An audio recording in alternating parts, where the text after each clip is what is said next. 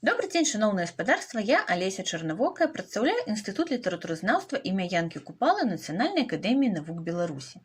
Рада прапанаваць вашай увазе даклад адлюстравання праблем сексуальнай рэвалюцыі 1920-х гадоў у беларускай прозе. 1920-е гады – час кардынальных сацыяльных змен для беларускага грамадства. Гэта не толькі эпоха беларусізацыі і эпоха НЭПу, але і час так званай сексуальнай рэвалюцыі, перыяд азначанай нестабільнасцю, з існаваннем розных жыццёвых установак, фарміраваннем новых мадэлей паводзін. Стасункі паміж мужчынам і жанчынай сталі больш свабодныя, але абвешчаная свабода была выгоднай галоўным чынам для мужчын. Жанчыны сталі ахвярамі сексуальнай рэвалюцыі, бо неслі адказнасць за дзяцей без бацькавішаў, атрымлівалі праблемы са здароўем у выніку нелегальных абортаў. Беспрацоўе жанчын у буйных гарадах азначала рост прастытуцыі. Дэклараваная свабода міжасабовых дачыненняў стала прычынай з'яўлення шматлікіх беспрытульных маці. Гэтыя адмоўныя тэндэнцыі зафіксаваны ў дакументах жанадзела ЦК КПББ, вытрымкі з якіх апублікаваны, напрыклад, Іллёй Курковым у кнізе «Женщины на краю Европы», выдадзенай Еўрапейскім гуманітарным універсітэтам у 2003 годзе. Сацыяльныя праблемы знайшлі яскравае адлюстраванне і ў тагачаснай беларускай прозе, пра што выдатна сведчыць адно з найноўшых даследаванняў працы гісторыка Александра Гужалоўскага «Сексуальная рэвалюцыя ў савецкай Беларусі 1917-1929 год», дзе мастацкія творы, як і вытрымкі з дакументаў і газетных публікацый, дазваляюць раскрыць спецыфіку гендерных змен. Найчасцей выяўленне праблем абумоўленых сексуальнай рэвалюцыяй адбывалася праз апісанне драматычнага жаночага лёсу. Адным з першых твораў на гэту тэму было апавяданне Платона Галавача «Загубленае жыццё» 1925 год. Адметна, што ў гэтым творы ўвага звяртаецца і на праблему арганізацыі дзейснай дапамогі пацярпелым жанчынам. Пасля няўдалага аборту парабчанка Ніна прыходзіць у жанадзел скардзіцца на паніча, які падмануў яе і прымусіў перарваць цяжарнасць. Яшчэ адна ахвяра панскай прыхамаці, бедная, слабая. Хто ж табе дапаможа, калі не мы, якім адчыніла вочы рэвалюцыя? Паможам табе, сястрыца, думае жан-арганізатар таварыш Паша. Паша плануе правесці паказальны суд над панічом, а Ніну накіраваць у смаленскую бальніцу. Аднак сардэчнасць і зышлівасць Пашы не пераважваюць агульнае асуджэнне грамады. Крыўда і сорам бяруць верх над вераю новую ўладу. Дзяўчына скончвае жыццё самагубствам. Вінаватыя ў гэтым, на думку Пашы, аднавяскоўцы Ніны, якія замест падтрымкі выказалі асуджэнне. У апавяданні выяўляецца не толькі жаночая цемната, але і адсутнасць даверу да грамадскіх устаноў, якія гатовы вырашаць праблемы жанчын. Да выяўлення драматычных акалічнасцей сексуальнай рэвалюцыі звяртаўся і Якуб Колас у апавяданні «У двары пана Тарбецкага» і аповесці «На прасторах жыцця», напісаных у 1926 годзе. Дарэчы, менавіта ў гэтым годзе быў прыняты другі савецкі кодэкс законаў аб шлюбе, сям'і і апецы, паводле якога рэгістрацыя шлюбу стала неабавязковай, бо кодэкс прызнаваў легітымнымі існуючыя фактычныя шлюбы. Нарыс «У двары пана Тарбецкага» адлюстроўвае побыт, звычкі, стасункі жыхароў гарадскога дома, сярод якіх багата жанчын. Аўтар, нібы са слоў суседзяў, характарызуе іх у першую чаргу паводле сямейнага становішча. Швачка Алена Мастоўская, муж ей невядома дзе, а яна тут адна і за кватэры ўжо 3 месяцы не плаціла. Прачка Вараксы і яна палавіну замужняя дачка Анета. Марыся Шпала, нідзе не служыць, заработкаў не мае, а неяк жыве сама і дзяцей гадуе. На якія сродкі жыве, кватаранты пана Тарбецкага не ведаюць, а калі хто ведае, то маўчыць. Між насельнікамі двара пана Тарбецкага няма добразычлівасці і паразумення. Галоўнай прычынай жаночай сваркі, самай яркай падзеі твора, робіцца кпіна з асабістага жыцця.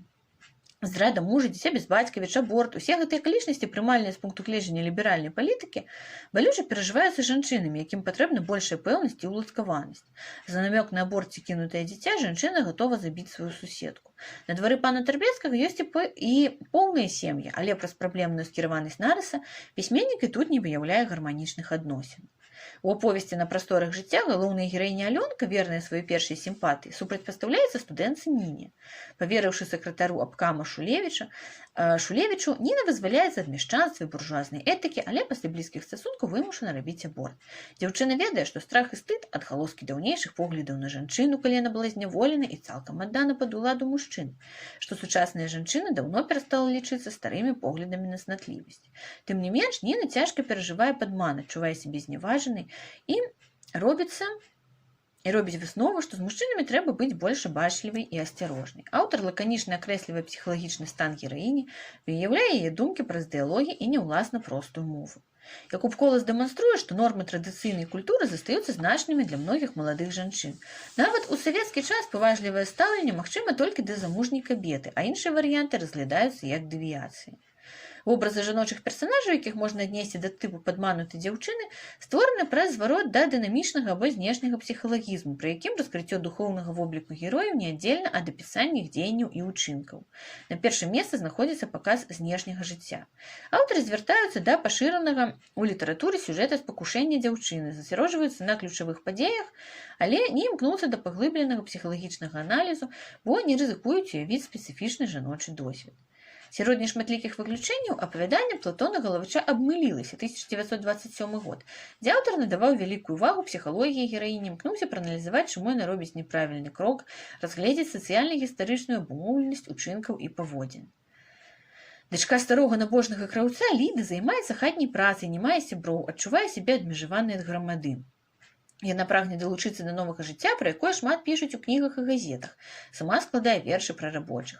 Як асоба недасведчаная і ўражлівая, Ліда ідэалізуе камуністаў. Цытата. Разуменне камуніста яна правільна звязвала ў адно з разуменнем будучага жыцця і ад гэтага ўяўляла сабе камуністаў людзьмі зусім другімі, якія адрозніваюцца ад людзей наогул. Яны будаўнікі будучыні. А хіба вось гэткія людзі, што вакол мяне, могуць быць такімі будаўнікамі? Не, яны павінны быць зусім другімі, без усіх заган, людзьмі чыстымі, якія цалкам аддаліся сваёй ідэі, хацела паддацца ёй я. З'явілася незадавальненне сабой, узбудзілася з большай сілай жаданне далучыцца да новага ў жыцці.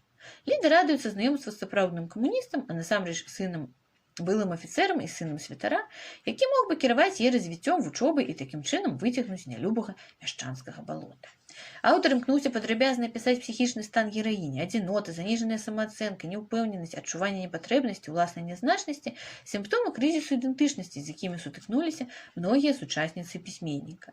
Праз стварэнне ўнутраных маналогаў Платон Галавач паказаў, як даверлівая дзяўчына асэнсоўвае сацыяльныя змены і паўстае ахвярай не толькі мужчынскага падману, але і фабрыкі ілюзій, у якую паступова ператваралася савецкая культура. Ліда знаёміцца са сваім героем на дыспуце, прысвечаным новаму шлюбу. Развагі пра новае жыццё, новыя стасункі дапамагаюць мужчынам схіліць дзяўчыну да блізкіх адносін, што акцэнтуецца і ў рамане Змітряка Бядулі Язэп Крушынскі, напісаным 1928-1932 годах. І галоўны герой жанаты, змагаецца з нерашучасцю маладой настаўніцы Стэфкі праз апісанне гендэрных змен. Цытата. Адно з найвялікшых дасягненняў савецкай улады – гэта вызваленне кабеты. Не вызваленне яе ад працы, бо яна цяпер працуе не менш мужчыны, займаецца часам такой працай, якой раней толькі мужчына займаўся. Але тут ёсць большае – вызваленне духу кабеты. Яна цяпер вольная рабіць такія ўчынкі, пра якіх раней называлі б яе брыдкімі імёнамі. Цяпер муж не пікне. Захацела жонка і кідае мужа, і жыве з кім хоча, як хоча. Цяпер дзяўчыне не жыццё, а рай. Канец цытаты. Праўда, для многіх маладых жанчын рай гэта быў нядоўгі, пра што сведчыць напісанне апавяданне Кузьмы Чорнага «Справы Віктара Лукашевіча», напісаны ў 1929 годзе, калі савецкая ўлада ўжо ўзяла курс на згортванне сексуальнай рэвалюцыі. У цэнтры твора трагедыя маладой жанчыны Маргарыты, былой жонкі савецкага начальніка Марынковіча. Марынковіч лічыць сябе новым чалавекам, які павінны адкінуць ад сябе старыя мяшчанскія традыцыі, павінен быць вольным, прыгожым, не звязаным нічым. У яго павінна быць мінімум няволі і максімум волі. Ён пакідае Маргарыту і маленькага сына, прычым жанчына моцна хворая праз аборты, якія рабіла штогод. Марынковіч часта змяняе жонак, ён паўстае беспрынцыповым чалавекам, які не мае ўласных поглядаў, дбае толькі пра сваю пасаду і жыццёвыя выгоды, не падтрымлівае карысныя справы. Маргарыта чулая, зычлівая, працавітая, памірае неўзабаве пасля вяртання ў родную вёску. Аналіз твораў дазваляе вылучыць наступныя тэндэнцыі. Унутраны свет жанчыны, ахвяры сексуальнай рэвалюцыі, звычайна застаецца нераскрытым. Аўтар знаёміць чытача з пэўнай жыццёвай гісторыяй, найбольш увагу надае драматычным эпізодам, тым часам як асэнсаванне наступстваў памылковага выбару, перажыванне здрады ці непажаданай цяжарнасці застаецца за кадрам або апісваецца вельмі лаканічна. Пісьменнікі-мужчыны рэдка наважваліся пісаць пра спецыфічны жаночы досвед, звяртацца да выяўлення ўнутранага жыцця гераінь, што характэрна ўвогуле для тагачаснай беларускай літаратуры. Мужчына-спакуснік у прозе 1920-х гадоў заўсёды паўстае увасабленнем варожай сацыяльнай групы. Гэта Непман, несумленны камуніст, былы афіцэр або дваранін. Яго лёс заўсёды незайздросны, стаўленне да жыцця шаблоннае і прымітыўнае. Нюансы міжасабовых дачыненняў не вельмі цікавілі тагачасных аўтараў. Важна было канстатаваць сацыяльную праблему, а не паглыбляцца ў псіхалогію. Гісторыя спакушэння дзяўчыны, увасабленне стэрэатыпных уяўленняў пра тое, што жанчына У меншай ступені, чым мужчына нясе адказнасць за развіццё адносін і іх наступствы. Мужчына абвінавачваецца як ініцыятар сексуальных стасункаў, дзяўчына наіўная, даверлівая, недасведчаная, паўстае яго безвіннай ахвярай.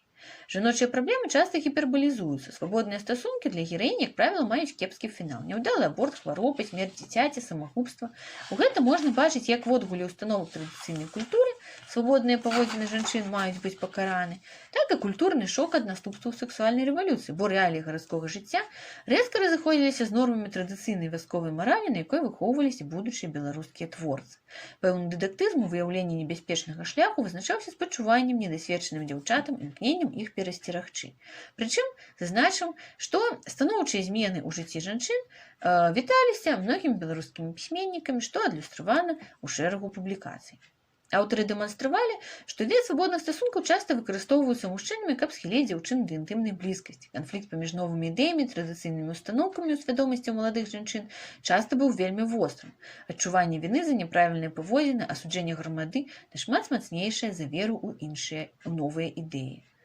Мы бачым, што творы 20-х гадоў, прысвечаныя праблемам міжасабовых адносін, пераважна маюць тыповы сюжэт, унутраны свет персанажаў не з'яўляецца прадметам паглыбленай распрацоўкі.